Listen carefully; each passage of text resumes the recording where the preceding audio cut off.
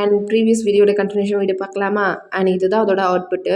என்னோட கிளையண்ட் வந்து ப்ளூ தீமில் கேட்டிருந்தாங்க. ஸோ அதனால் ஃபுல்லாகவே நம்ம ப்ளூ தீமில் தான் கொடுத்துருந்தோம்.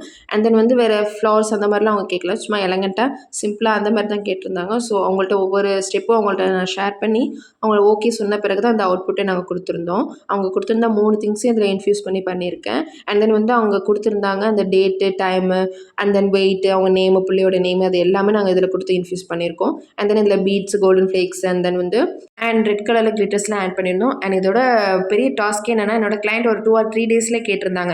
எனக்கு அந்த டைமில் வந்து எனக்கு ரொம்பவே ஆர்டர்ஸ் நிறையா இருந்துச்சு. ஸோ அதனால் என்னால் இதை வந்து ப்ரொசீட் பண்ண கொஞ்சம் டிலே ஆச்சு.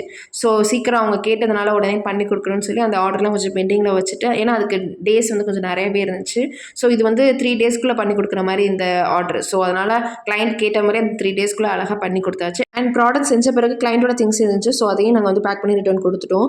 அண்ட் மெயின் திங்ஸ் என்னென்னா, இது வந்து மன்னார்குடியில் டெலிவரி இருந்ததுனால ஸோ ரொம்பவே ஈஸியாக இருந்துச்சு ப்ராடக்ட் வந்து டெலிவரி பண்ணுறதுக்கு. நான் கூட கேட்டேன், ஏங்க இவ்வளோ லேட்டாக சொல்கிறீங்கன்னு சொன்னோன்னே, அவங்க ஆக்சுவலாக நான் மறந்துட்டேன், திடீர்னு உங்கள் வீடியோஸ் பார்த்தேன், ஸோ அதனால தான் எனக்கு வந்து தாட் இருந்துச்சுன்னு சொன்னாங்க.